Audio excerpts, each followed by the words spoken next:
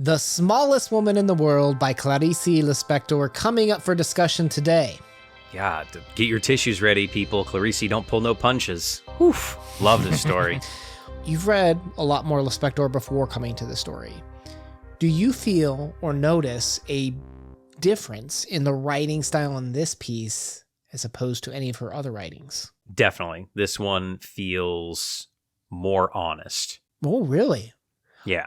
I almost had this sense that it was even written to be a little bit more clear. Like there's a lot of clarity as opposed to a lot of the psychological diving, that it's more of a traditional narrative even as well. Did you get that sense at all? Oh, you mean like it's less stream of consciousness? It's definitely more straightforward. I guess that's what I meant by like it's a clear narrative, whether there's less interpretation in this one and more clear. It's very dry. Like I'm not explaining myself well. She has a point to this story and less of let you make up your own mind. She's saying this is the way it is for my interpretation. Yeah. I was reading her biography and they talked about in this part that, you know, she had written in some letters that she was feeling frustrated because like the Brazil literati were kind of forgetting about her. It had been a decade since she wrote her first major work, which kind of blew up. And this was her first piece for the Senor magazine. And I guess at the time, this is kind of interesting, you didn't edit literature writers in magazines. Like that was like a no-no. Like what they gave you is what you published. But this is Senor, right? Like this is a new magazine. And I guess like they did start doing some editing. I'm assuming like the fact that they put this note here right as they're talking about the story, it kind of implies that. And I wonder how much of this is partially influence, you know, the launch of a new magazine and an editor influencing her that she did try to write perhaps for a specific audience might explain some of the clarity. Oh, that's very important. I did not know that about that this was a specific new magazine. Okay, that makes sense then. So maybe it was tweaked a little bit. I like it. Either way, it's been translated 3 different times into English since then, so it's kind of taken off a little bit for her. So I think she's doing okay. She doesn't know that, but okay. All right. So to me, there's kind of like a few movements in this piece, right? For me, the first is like the explorer. The second is kind of like, I would say, a general population reaction. And the third is we get to actually see Little Flower's perspective a little bit more as well. So in the beginning, we learn that this French explorer is going to somewhere is Africa, and I think he ended up in East Congo, was it, where he finds, you know, he's on the hunt for the smallest people in the world, essentially. And that's when he finds Little Flower, this girl of a particular area in Africa, and she's the smallest human to have ever existed, right? And he dubs her Little Flower and has her published picture, you know, sends it off. And this is all, I don't know, I think there's an obvious initial reaction of colonialism. Right. I'll leave a link to an article down below where apparently the explorar, like that verb in Portuguese, translates, I guess, both to explore and to exploit. Right. So you kind of have to have at least somewhat of a colonialism initial reaction here. And that's on purpose, right? And they are using specific words that are, I think, trying to be raw and draw out these emotions from you, because there's really nothing positive about the exploration of the African scramble as Europe is going in and exploiting all the natural resources. And most importantly, and I think this is crucial, and I think this is what Clarice is hitting home on for me, is what I took out of it, is the people were exploited. And in that's all negative. There is no positive whatsoever. There for me, that these people were taken advantage of, and you know, they take a picture of her and they put a picture up, you know, and they probably use like a derogatory term like pygmy or something, and this was to, you know, sell newspapers. And I think that's, you know, where the story for me kind of hit home. Yeah, I think that's fair, because I mean, if you look at what the explorer's doing, he's classifying, right? Like they say, like the face, black, nose, what they say, broad, something like that. Like he's classifying things for the sole purpose of saying, how are they different, right? And have you ever seen the movie, was it called Up by Jordan Peele? Yep. Yeah. So Great movie. So to me, that movie's all about the chase, the spectacle, right? Seeing the thing that's never been seen before, getting the eyeballs, if you will. And a lot of what that was, to your point about publishing in the newspapers and using those charged words, is getting the attention, right? Like, oh, what is this? Like, and that's why he went out there too, right? He's looking specifically for the smallest person in the world.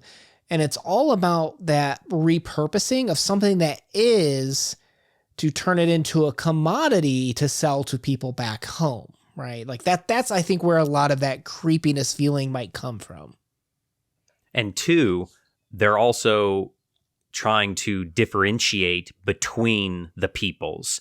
These people do not look like us. And that's the easiest thing to create a discrepancy of people, because you can have similar beliefs, you can eat similar foods, you can dress the same, but if you look different, it is different then. It's that alienness of somebody, and it's easier to exploit them and or hate them if they are different.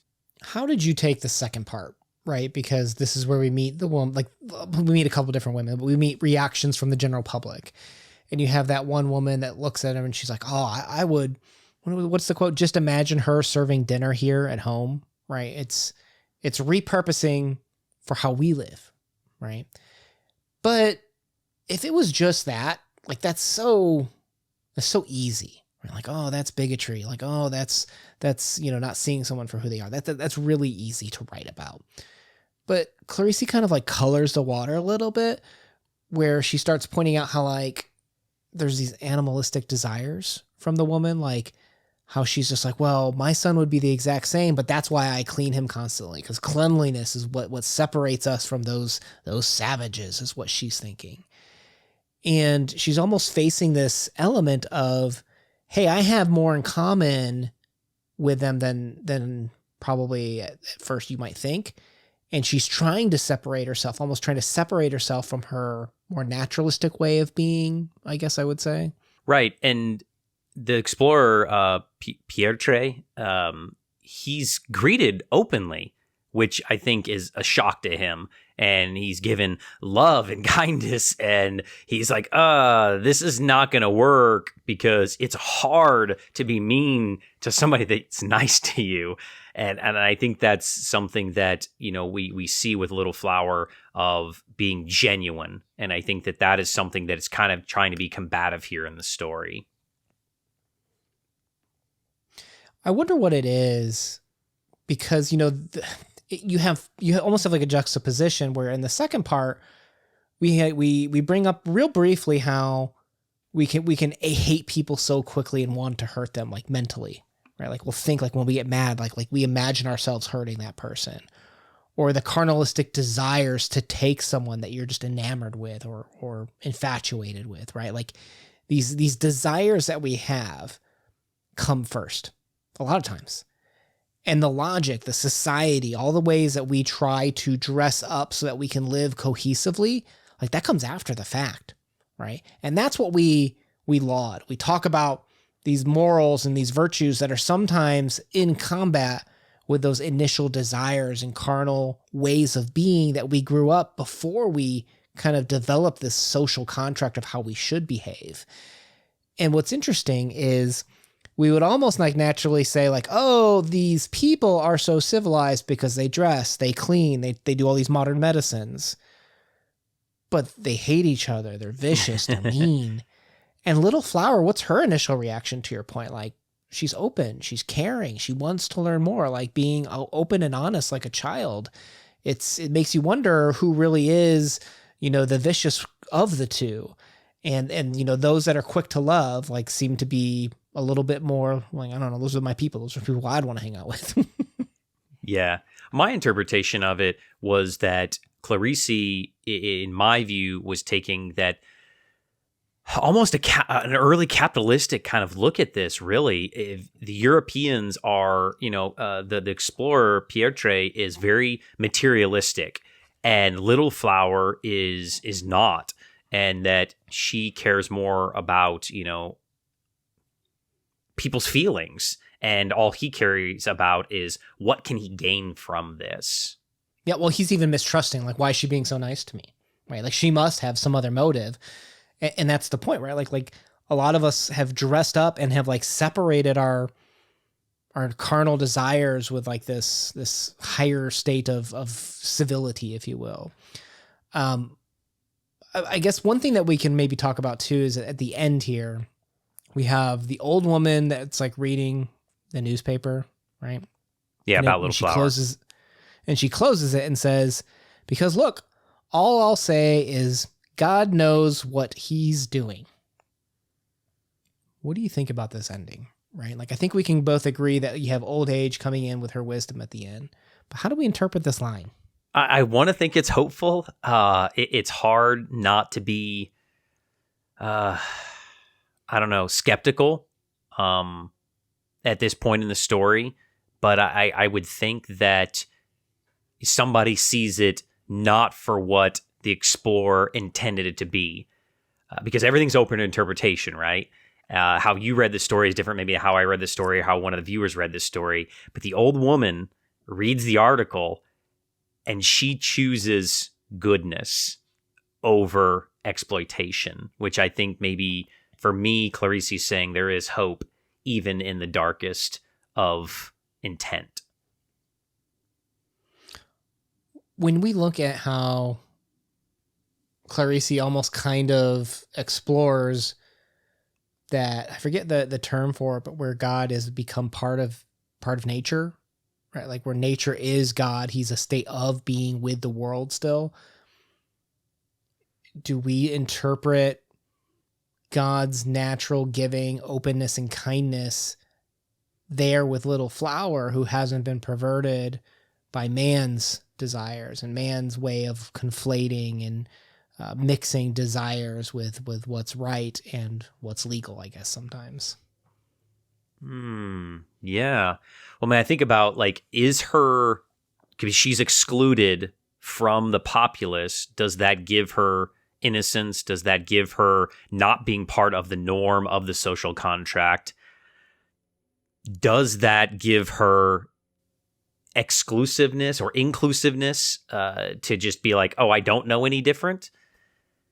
Interesting. Well, I mean, she's not the first writer to do that, right? Like we talked about that with Tolstoy and War and Peace, that when you took someone out of the city, out of the hustle and bustle and the drive to get ahead, and you let people just be, sometimes they're a little bit more holistic, is one of the stereotypes, right? So when you have a person completely divorced from the resource drive game, can they potentially have a more naturalistic and at peace way of living in life? I'm not saying they're right, but I think that's how some people look at the city and rural and disconnected life.